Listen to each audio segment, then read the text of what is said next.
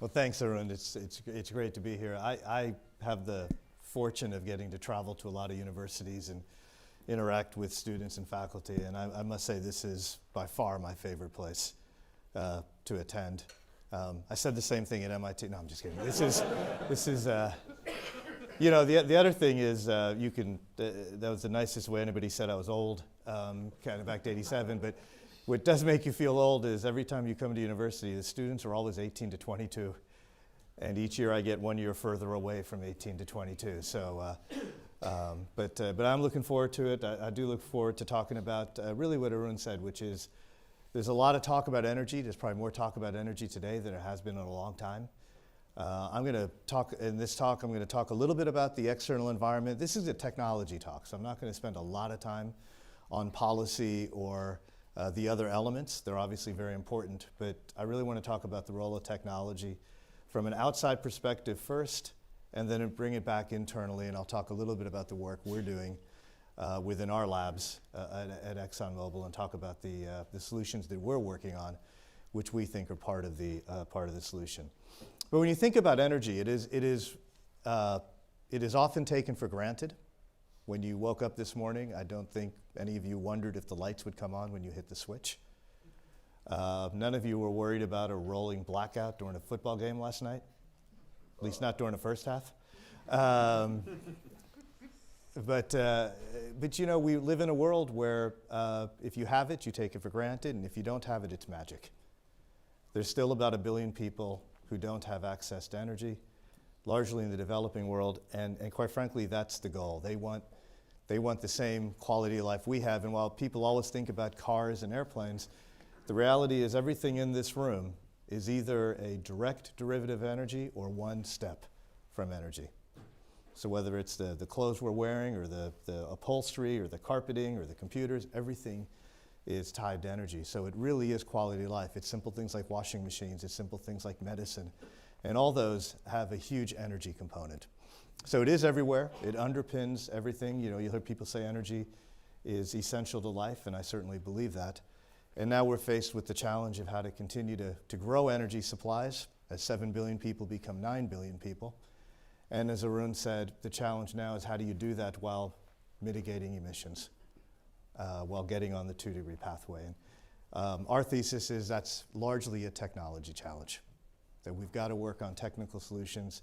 And one other concept before we get into this is just remember one of the challenges in energy is scale. Scale is almost impossible to explain. So I can wow you with the units of hundreds of millions of barrels a day and gigatons and gigawatts, and no one really knows what well, Stanford students know what a gigawatt is. People know what a gigawatt is, thanks to Back to the Future, but very few people actually know what a gigawatt is. And so it's trying to explain the scale and how do we get to those scalable solutions, which is really the key. So, real simple. This is, in essence, the challenge. So the chart on the left is the y-axis is the Human Development Index, which is essentially the UN has criteria, living standards, education, quality of life, basically, is on the axis, and on the right is the energy use per capita, and in a different set of units, thousands of BTU per person per day. And you can see in general, as you move up from the red dots to the blue dots, you consume more energy. And so that's simply put, and you can see also throughout this talk, you'll see the red dots will be the developing nations, and the blue dots will be the developed nations. And you can see the disparity between the developing and the developed, and obviously the developing nations want to get into that upper right quadrant where they can have the quality of life that we all enjoy, and to do that, the access to energy is needed. Now, the challenge, of course, is the good news is we have the energy. So for much of my career, we were worried about not having enough energy, and now we have a lot of energy. But as often, once you solve one challenge, another challenge arises. This is the second challenge, and that is how to manage the emissions. And you can see this data, again, OECD versus non-OECD, and you can see the energy-related CO2 emissions, and you can see the tip where it went from the OECDs to the non-OECDs, largely driving this. And that is essentially, you'll hear this phrase often used, dual challenge. That is the dual challenge. How do you do chart one, which is easy because we have lots of energy? Chart 2, it's easy to control emissions, limit demand. But you don't want to do that. So how do you do the dual challenge? How do you solve the dual challenge, which is providing affordable, scalable energy to a growing middle class, to a growing population, while reducing the risks of climate change and reducing emissions? It's a simple question. It's a very difficult question to answer. So let's talk about this. So how do you do this? Now, many, many, many years ago, you guys can do the math, I was a chemical engineering student, and I remember the first thing we learned in chemical engineering was when you get a problem, the first thing you do is read the problem. The second thing you do is reread the problem, okay? The third thing you do is draw a picture of the problem, which in my world, everything was a box, and every triangle was a nice little isosceles triangle. And the fourth thing you did was listed your assumptions and your pathway. So you were 4 or 5 steps into it before you even started trying to solve the problem.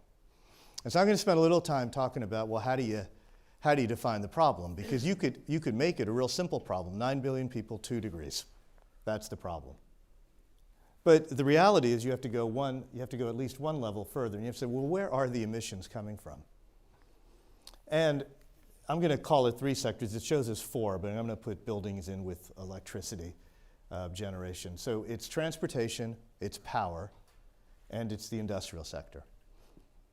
So we've gone from essentially 1 problem, maybe 2, if you said it was OECD and non-OECD, and we've gone from 2 to 6, because you have 3 sectors, and each sector is going to have a unique suite of solutions. So where in the power sector, you're really chasing for an electron. In the industrial sector, if you're trying to make plastic, it's really hard to make plastic out of an electron. You need a CH bond to make a polymer. And so you've got to balance, and you've got to get a field of answers across each one of the sectors. And then while you could easily say it's OECD and non-OECD, it's really country specific. And in fact, in large countries like the US, it's often state specific. So you can see how a simple 1-sentence dual challenge problem can expand into 50, 100 plus questions, all which have to be solved more or less simultaneously to get to the 9 billion people and 2 degrees. So that's the science problem. And again, it's really instructive to think about this across the sectors. And you'll hear, depending on what you read and what you follow, emphasis on one versus, they obviously interrelate. So if you electrify the cars, that will put more pressure on the power grid. And so there is an interconnectivity as well. Not that the problem isn't hard enough. You now have codependent, dependent variables as well. So that's a way to think about this challenge, and that's certainly the way we think about it. We want to come up with robust solutions across the sectors, and then ultimately we will talk about carbon capture and things like that, because those cut across all sectors. If you can just somehow pull the CO2 out, that obviously is a changing approach as well. Now, I said I was going to spend most of my time on technology. I think there's only 1 or 2 charts here that have anything to do with either policy or some sort of a modeling basis. And of course, who else better to use than Stanford here? So this work was done at Stanford a few years ago.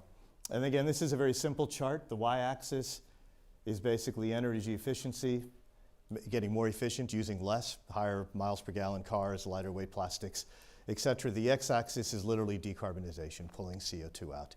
Each dot is 5 years. So the dots begin in 1980 through 2015. And what you see is the emissions from 1980 to 2015, and then extrapolated out to 2040 based on public information, NDCs, things like that, okay? And then on the purple-blue line there, obviously to get to 2 degrees, it's going to be a combination of decarbonization and efficiency. And so that's a hypothetical 2-degree line. And what you'll see, and this shouldn't surprise anyone in this room, is over the last 25, 30 plus years, we've really been going down the efficiency axis. And we all live it. Our cars are more efficient, the plastics are lighter, everything around us has gotten more efficient. And so you can see the vertical change. Now, to get to the line we want to get to, though, we have to continue to do everything we can to be more efficient, so that continues to be important. But ultimately, you will have to look for ways to decarbonize, to actually pull CO2 out. And we'll talk about the technology set there. But again, this is another way to frame the question in terms of what are we trying to do and what type of urgency, what type of speed do we need to move it at.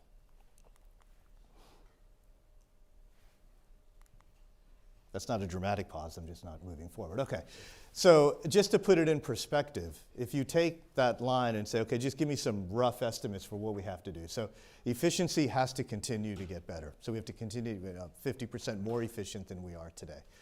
Low greenhouse gas electricity, so this includes solar, wind, nuclear, as well as power with carbon capture. So it's all of those there. And we have to get, we have to grow significantly there. We have to get up to 80%. And biofuels, which today make up about 1%, we're going to have to get to 15%. So the amount, and by the way, that still doesn't quite get you where you want to get. Okay? So the challenge is pretty severe. It's going to require technologies. It's going to require the combination of technology, policy, and infrastructure. You can almost think of those in equilibrium, that once one is set, the other two somewhat become constrained. And our view is you want to try to let technology, you want the policies, you want things that are as technology agnostic as possible, so that the scientists and the technology guys can come up with scalable and affordable solutions. Okay? So with that, I'm now going to switch over to, well, okay, so with that as the problem, let's start talking about solutions. Because we can spend a lot of time talking about the problem, but the real key is how do we solve this and how do we do this. So I want to talk a little bit about how ExxonMobil approaches this. Arun talked about some of the history that Exxon has had in energy, but I'm going to talk a little bit more about it. And then I'll pivot into what are we actually doing today in our labs that some of you may have read about, but I want to talk about that as well. So let's talk about how do we think about this problem. And this, if you boil this down, this is fairly logical, okay? It's a four-pronged approach to progressing solutions. The first thing is take care of your own business. So mitigate emissions in your own operations. So that could be the goals we've set on reducing methane flaring as we continue to explore for oil and gas, all the way to how do we get more efficient in how we refine to make the fuels that we all use today and make the plastics that we use today. So first step, mitigate your own. Second step, take care of your customers. Provide solutions for those in adjacent businesses. So that could be the polymers we're making that go into the automotives that make the cars lighter. That could be the motor oils, Mobil 1, which I'm sure you all use. Mobil 1, again, makes increases fuel efficiency. So it's providing energy options for customers, natural gas, making that more available as a alternative to coal, for instance. Huge emissions reduction if you do that switching. Step 3, you got to talk about it. You have to engage in the policy.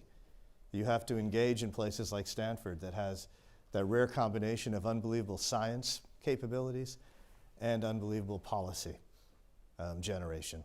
And so these centers here become great places to talk about climate change policy as well as with the various governments. That's not my group. My group does the research, but we have a separate group that really focuses on that. And then finally, and this is what we're going to pivot to in a minute, is with all that said, we have a technology gap.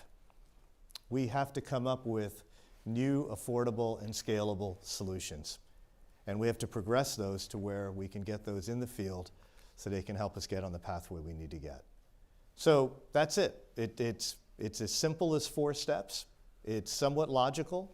As always, it's always the details and it's how do you execute this plan. But that's our approach.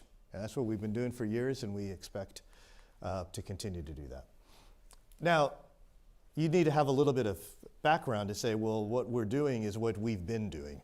So this is a very simple chart that goes back to 1940. I could have actually gone back further, but as the years get longer, PowerPoint fonts begin to become the limiting factor here, okay? So, but if I was to show you 1919 is when we was the first process to make isopropyl alcohol, rubbing alcohol.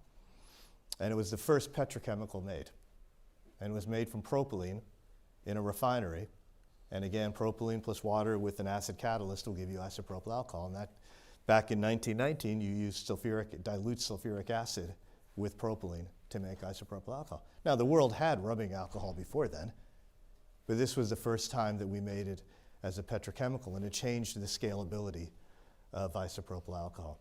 So if you move forward, and I want to just highlight a couple of these. So if I'm going to highlight the first two, which technologies that rolled out in the late 30s, early 40s, but actually the research began in the academic world 20 years earlier. The first one, high-octane gasoline, is actually an offshoot of the fluid catalytic cracker. And the concept of fluidization actually goes back to the 1910s, 1920s in academia. And the bottom, of course, it was all natural rubber back then. It was rubber plants out of which you got rubber. And our company was the first to develop the process to make synthetic rubber, butyl rubber, which is still the rubber that's used today predominantly, still the same process used predominantly for tires today. The first synthetic catalyst, of course, that was a game changer because that allows you to run reactions at different rates under different conditions to increase yield, get more efficient. Plastic, polyethylene, polypropylene.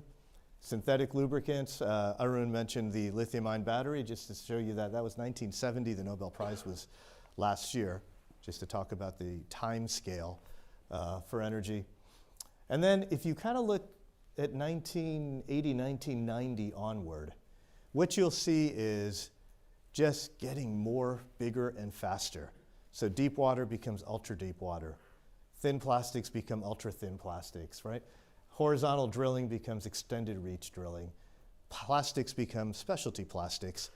And for those of you my age, you remember having to change your oil every 3,000 miles. Remember Arnold Palmer on his tractor telling you to change your oil every 3,000 miles, and now we have Mobil 1 annual protection. So this is an innovation cycle where you go from concepts, you go to scale, and then you continue to push the scale envelope, sometimes called experience curve, but you go down that scale. But where we are now is we're looking for technologies that can take us to the next generation of solutions, and we're going to talk about how we do that a little bit. Just real quick, we have sites all over the world. Our core research facility, hopefully it's on there, is right in the middle. It's my chart, so it's in the middle, okay? I'm sure when the guys from Houston come here, Houston is suddenly the center of the universe, but Clinton, for now, is the center of the universe. You guys know New Jersey, everything's an exit, so this is exit 18 on Route 78. It's about 45 minutes, 50 minutes outside of Manhattan. And as Arun said, it was designed to be an innovation center for energy. It opened in 1983. There was actually a science article written on the opening of a building, which is a little bit rare for science. But it was a concept about driving innovation in energy space. And I started there in '87, and I still think it's one of the better places to work. And you can see where we are around the world with technology centers. A little bit of our people real quick. So we are a science-based, we are a technology company. You can see the number of engineers and all the other stuff. This is off of a patent wall, so we have a patent wall in Houston that identifies our people. But when I come to universities, I want to put this chart up because this is a really, really important thing to talk about. When you talk about challenges that we face and the concept of inclusion and diversity, and this is really important. So you can see the metrics there. But I'm going to channel, myself a long time ago in a different era where it wasn't talked about as much. And I remember my father saying, that the brain has no color. So if science is the ultimate equalizer. And so if the inclusion diversity challenge we have in the science community is that of thought, is we really need to constructively push each other. We need to challenge each other. But it is one where when you're trying to innovate, nothing can stop innovation more than, I don't want to hear your idea. And so from an inclusion and diversity thing, what we try to do in the R&D community is really, really try to drive that the inclusion of thought, the inclusion of challenging constructively. It is, at the end of the day, the essence of academics is to challenge constructively. But I think it's important that we continue to drive inclusion and diversity because I think that is where the innovation is going to come. It's going to come from these adjacencies and making sure everybody's comfortable talking about this challenge we have constructively, which I think is really, really important. Now, how are we organized? And I give this as just a precursor to explain why we're working on what we're working. So this is essentially how the organization in Clinton is set up. Now, if I had given you guys a pop quiz, and don't worry about the students, they're freaking out right now because they think of pop quizzes. There's no pop quiz. But if I was to give you a pop quiz in the beginning and say, well, how do you think we're organized? The two most common ways people think we're organized are going to be by sector, upstream, downstream chemicals, or by application. And the reality is, our belief is if you want to run a research organization, you want to do it by capabilities. So you can see that those are somewhat agnostic to the end use, but they are the core capabilities from which you drive energy. So you have the physics, the computational physics, the engineering physics, you have the sort of the catalysis and the separations, and within the separations, you're going to have gas separations, you're going to have liquid separations, you're going to have gas-liquid separations, things like that. Materials. Materials play such a big role in our world, whether it is the actual catalyst or whether it's a membrane or whether it's the final product, the polyethylene film, the polypropylene film, et cetera. So materials are very important.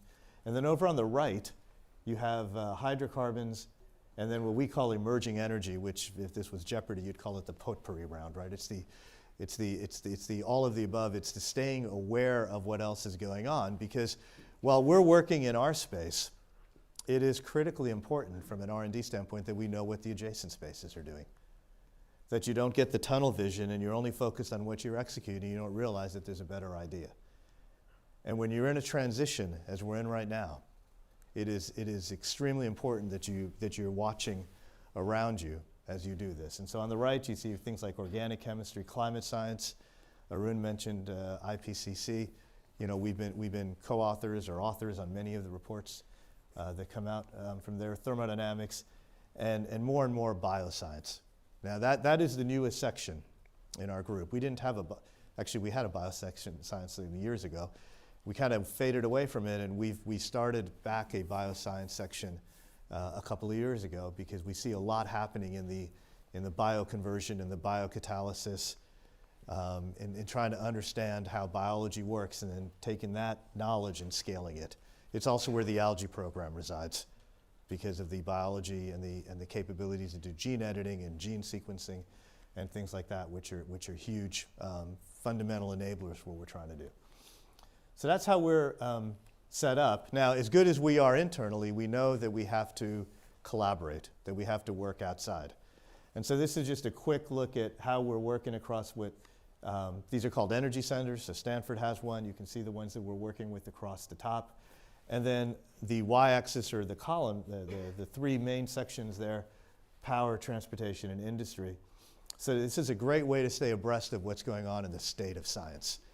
And even my discussions today with some of your faculty and some of your students, again, just reinforces the value of coming out to Stanford and talking to the students and the faculty, because you guys are right on the cutting edge and you're paying attention to the breakthroughs in academia. And most of what we do in energy started in academia. Now, just because I know where I am, we have a long history with Stanford. This is a quick chart. Some of you are familiar with GCEP. GCEP we were pioneering members of GCEP, and it was a very successful area, 15 years of partnership. We put in about $100 million over those 15 years.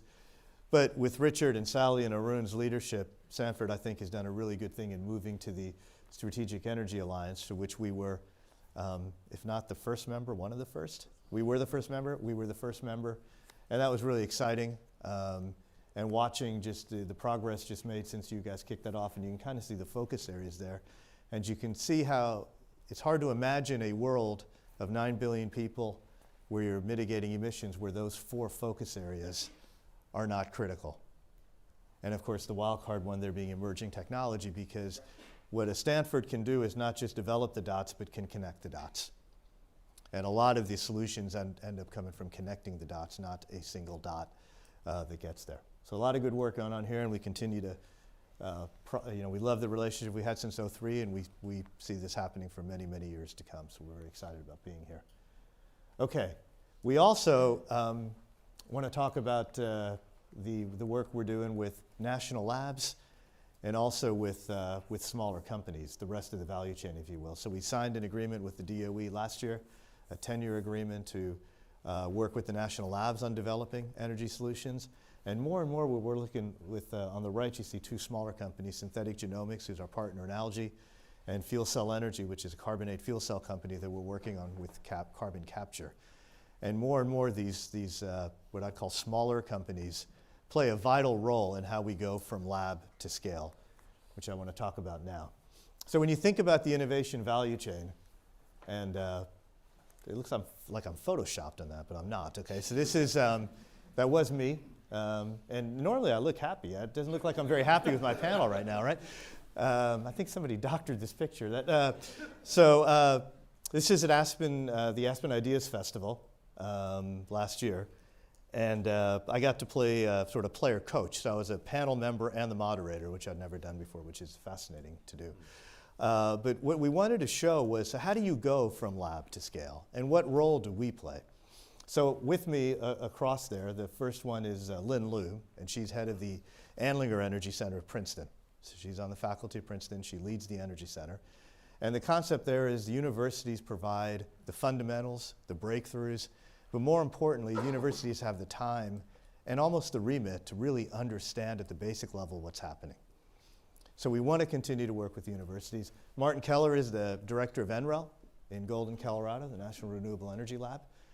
So the national labs have tremendous capabilities to take concepts and do them at the pilot level scale, a large lab demonstration, from which we can then understand some of the modeling and some of the scalability aspects. To the left, to your right, I guess, of Martin is Oliver Fetzer, and he's the CEO of Synthetic Genomics, our partner in the algae development. So they've got the expertise to do the first demonstration. And of course, a company like ours then brings the capital, the project expertise, the engineering expertise to take that and go to scale. And the key here is we are engaged at all three levels. And so instead of doing it from Lynn to Martin to Oliver, what we're trying to do is we're trying to stay in all three of those. And so instead of doing it in series, do things more and more in parallel. And that is one way that you can speed up innovation. You can't put a deadline on innovation, but you can do things to drive innovation. And this concept of this innovation value chain is what we were trying to show there. So universities, national labs, companies, and large corporations working together, clearly identifying the problem. Everybody has a role to play. And then we try to not only play the role of the final implementer, but also the integrator across them. And guys like Mark Disco, who's sitting here, is embedded at Stanford to help drive that. So we have folks embedded at the universities, embedded with the national labs, and then working very closely with these companies. And we have 4 or 5 of these types of chains already in place that we're trying to drive. So let's talk about what we're trying to drive here so I can get to some questions. So I'm going to talk about 3 areas that we're working, one for each sector, and again, they do interconnect. So the first one is carbon capture and utilization. And I think you all know that today it is practiced. In fact, we've been practicing it for decades. It is a liquid chemistry approach. So it's an amine, liquid amine on the back of either a power plant or an industrial facility. And as you can see, it's power consuming, and quite frankly, it's complicated. It is not modular. It's high capital intensive. What we're looking for is we're challenging that paradigm and saying, no, we want lower energy intensive or power generating technologies, and we'd like it to be modular. And so, and that's for point source. And there we're working on things like a fuel cell, different types of capture technologies. And then as Arun said, and this, I'll admit, I didn't know if we'd have a direct air capture program a few years ago, but again, the technology's advancing. We see some things that we're liking. And so we've started looking at direct air capture as well. And of course, direct air capture and natural sinks are probably the only 2 ways to really go negative. Everything else is going to get you at best to net zero. But if you have to go negative, you need to pull it out of the air, either through a man-made machine like direct air capture or a natural sink. And then once you have the CO2, you have 2 options. You can sequester it, which we've been doing for decades, so that's one option. The other is to somehow take the carbon from the CO2 and reuse it. So that's how we're approaching power and, to some extent, industrial. The next one is transportation. So while you can electrify cars, it is really hard to electrify an airplane. In fact, I don't see it anytime soon. And an extension cord from Newark to Singapore is a really long extension cord. Okay, so batteries, electricity is probably going to be hard. So you need a CH bond. You need a liquid hydrocarbon. You need an energy density to do it. And of course, we get that today from oil. But we've been working on biofuels, 2 routes, algae and cellulose. So the challenge with algae is one of biology. So there's 2 biology steps needed. You need photosynthetic efficiency, so you need to grow faster. And then you need carbon partitioning. You want to get the type of oil you want to get. The challenge with cellulosic is one of scale. So you have to collect the cellulose, you have to collect the biomass. And then you have to basically break down a very complicated carbon structure to something that you can then turn into a usable oil. So we're making progress on both. We've had some significant breakthroughs on algae. We've been working on it since 2009. A couple of years ago, we had some significant publications in understanding the sequencing enough so we could go in with the CRISPR-Cas tools and do some gene editing and drive the carbon partitioning to more lipid.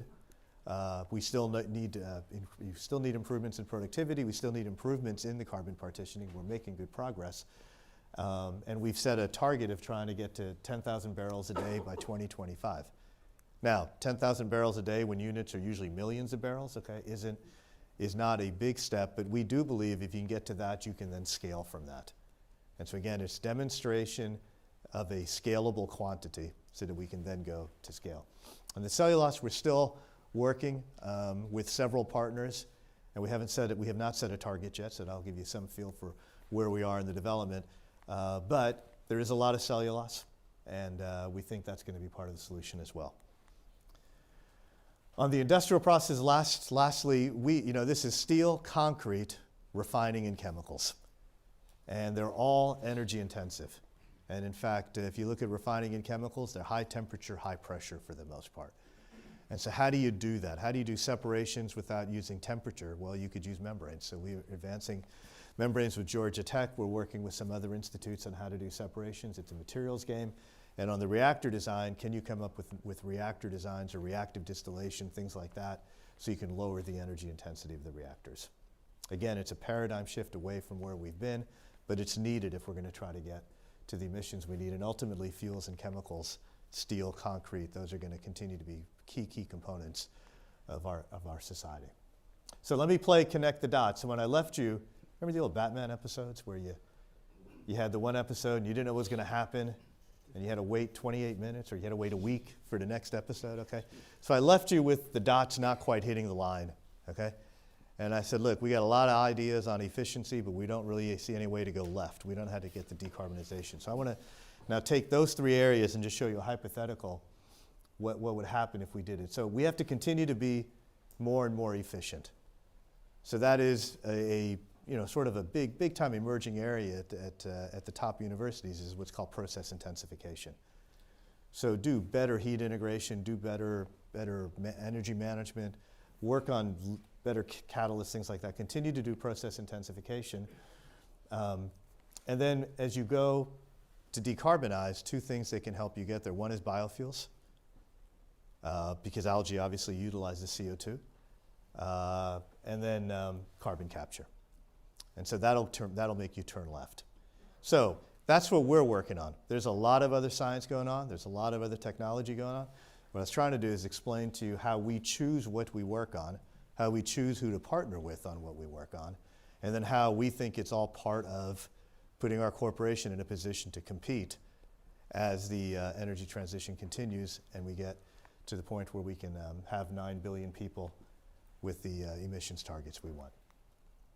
So, real quick, hopefully, without being too alarming, the current technology set's insufficient.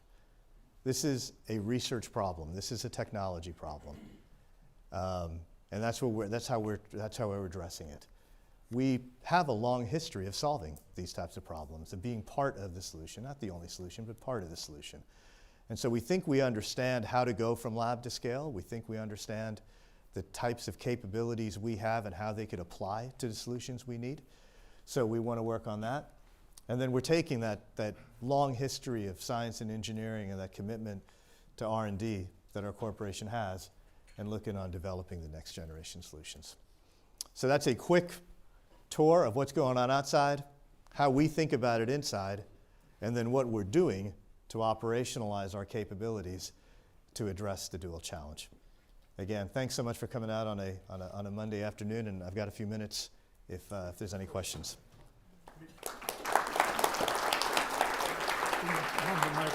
Okay. Thanks very much, Vijay. I think we're all impressed by the depth and breadth of your approach to the problem. Students first? Students first. No, that's all right. Some people take this for credit and they actually have to ask questions. Well, that was actually one of my questions. How many of you are here because you have to be, because there's attendance being taken, okay? I mean, that's always the humbling part of these talks, right? And you realize that 80% don't want to be. Okay, go ahead. Hi. So you mentioned developing countries and affordable energy. I'm from a developing country, and in addition to all the challenges you mentioned, we also have what I would call like a democratic challenge, because we are improving our sustainable energy, but our low-income communities, they don't have access to it because clean energy simply does not exist to them because they live far away from big cities or from industry zones. How do you think technology can address this democratic problem? Yeah, I think so again, I'm biased. I turn everything into a technical problem, okay? And that's I'll just admit my biases here. So even that, to me, boils down to an insufficient set of technologies. So even though we have expected mass urbanization to occur over the next 20, 30 years, there's still going to be the mix of rural and urban. And so a solution for a mega city, you know, a city of 10 million people, the type of grid you're going to need, the types of solutions, is going to be very different than if you're in a rural area where you might be able to get by with a more distributed solution. You might be able to, that might be a place, depending again on other aspects of the country, where solar panels combining with small-scale storage could fit. And then for the larger cities where you need the mass quantities of energy, you might have to have a bigger grid and have different sources. So I think it comes back to understanding what the problem is and defining the problem and then developing a suite of solutions, of which we're developing some and others are developing others. But then bringing all those solutions together and figuring out which ones you are. Right now, I can draw whatever analogy you want. I mean, I go back to, you know, kind of academic things where you have on one set you have solutions and on one set you have problems, and right now we have more problems than we have solutions. So we've really got to build up our arsenal of options such that your community or any other community can look at those options and say, okay, what fits best? And that comes back to that equilibrium between technology, policy, and infrastructure, because I think we got to get the technology weight up a little bit and understand a little more what the technical options are as we determine what else we need to do. It's a really good question. It's the essence of the challenge. It isn't a singular solution. It's really focusing on what the problem is. Hi. Thank you for that talk. That was a good fake out because it looked like he was asking the question, and that was very good. So you gave us some kind of concrete projects you're excited about in carbon capture and biofuels, and I was wondering, as a non-expert, if you could give a project or an example of something you're especially excited about in that industrial and adjacent sector. So on carbon capture, I'm going to, and again, if you look me up, you'll probably see me talking about these various things, but I'm going to talk about the carbonate fuel cell. And what do I like about the carbonate fuel cell, and what excites us about that is, it is, as far as I can tell, the only material that can concentrate CO2 and generate power. So it basically accepts CO2, and then as the CO2 goes across the film, it concentrates the CO2 on the other side, and it generates power. So that is a paradigm shift. It's modular. It's a battery, right? It's a fuel cell. And so the power sector should be comfortable with something that's modular and looks like something they're comfortable with versus having a chemical plant on the back of a power plant. So that's pretty exciting, and you know, we've set some targets out to try to advance that technology to where we can understand whether or not it can actually work. The challenge with some of these things is, okay, to work in an industrial setting, you have different sets of impurities. The problem in industry is not the core concept of the chemistry, it's the stuff that happens in the real world. It's the impurities. It's that it's not always, in a lab, it's always the same temperature and the same pressure and everything is ideal. And then you go outside and life happens. So it's really understanding the robustness of some of these technologies. So that would be on carbon capture. And then on the biofuel side, I'm going to go back to the two things. We're very excited about algae. Again, when it comes back to algae is an organism that is pretty well understood. With the breakthroughs, the breakthrough we had in algae, we started in 2009. The breakthrough in 2017 was actually enabled by two things that weren't even invented in 2009. The first was the supercomputer, so you can just sequence that much faster, because there is a bit of trial and error to this. And the other is the gene editing tools. So part of this challenge that we have is one of patience. So while we could have given up by saying there's no way we can manipulate because we don't know how to actually engineer the algae, here universities like Berkeley and MIT were coming up with gene editing tools. And that became a huge enabler. So both of those, and again, why am I excited? Because they're modular, they're scalable. Algae is fantastic. It doesn't compete for water or food. It's brackish water, and it typically wants to be around the equator. So you're not really competing for land or for water. Again, because to some of the other things that have been said, one problem solved, another problem open, since you're trying to anticipate as many of these as you can. And again, last comment on why I like those, it's our core capabilities fit well with advancing those technologies. So that's kind of a quick one.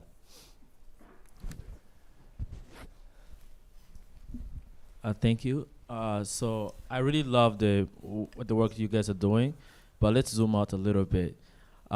So you guys have been in the industry for more than like 5-6 decades. Yeah. And the problem is, why would we as a society trust you guys to spearhead the innovations that will actually be both affordable and at the same time solve the climate change issue? Because the clock is ticking, and you guys really need to stay in business, to be honest. Yeah, well, that's true. I mean, we have shareholders, we have interest. But again, one of the reasons why I wanted to show you a look back was not to say that it's a guarantee that it happens going forward, but to show that it's always been, this is an incredibly technical industry.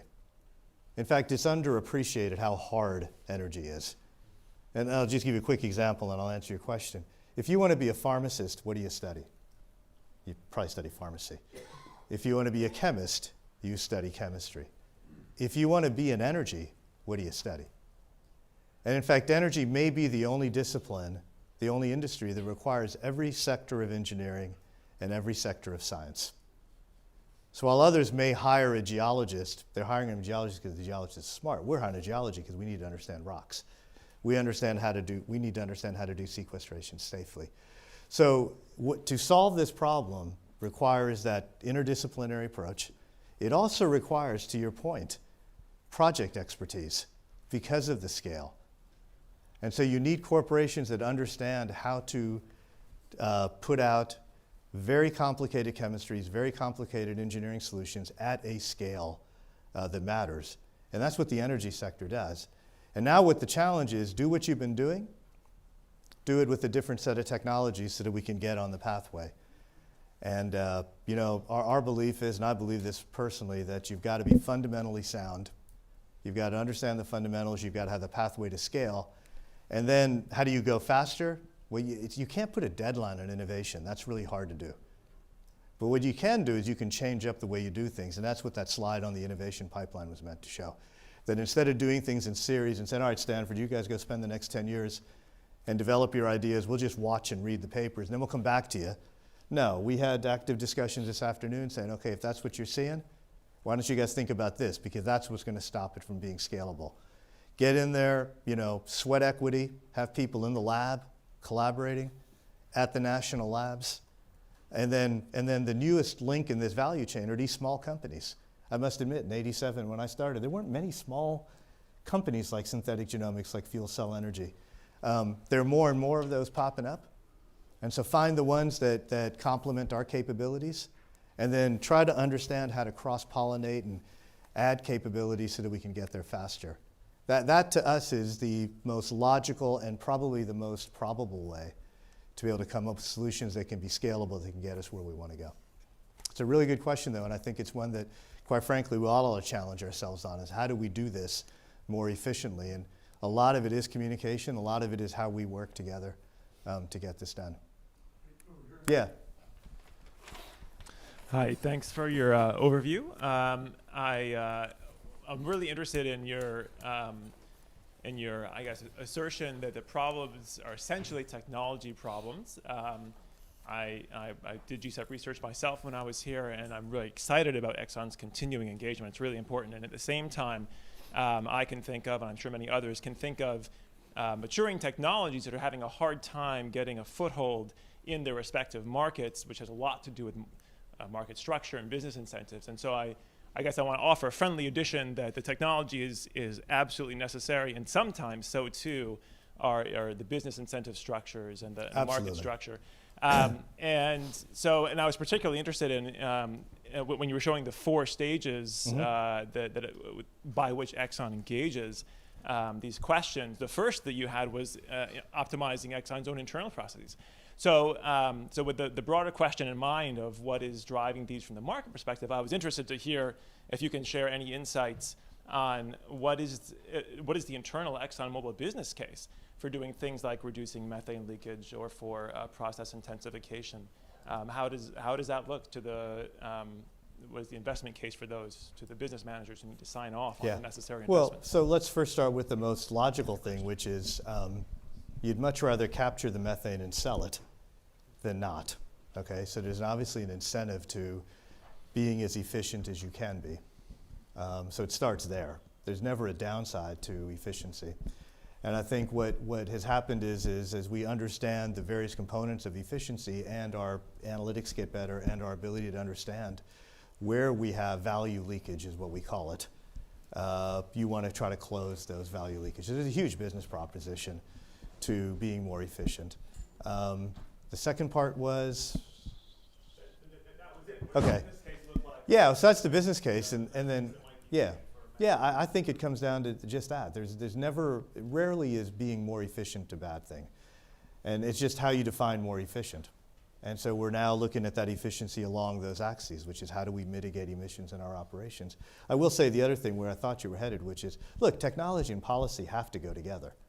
I'm the technology guy, so I'm going to talk about technology. If we'd have brought the policy guy with us, he'd have talked about policy. And in fact, we often give a talk where we go back and forth because it is important. And my belief is the technology guys have to really talk about what is possible and what we're doing to get there to be possible. Okay? Nice question back. Okay, I'll see you after. Oh, first off, Really, you're wearing a Penn shirt at Stanford. I know. Very ironic. I don't see many 49er shirts, though, you know?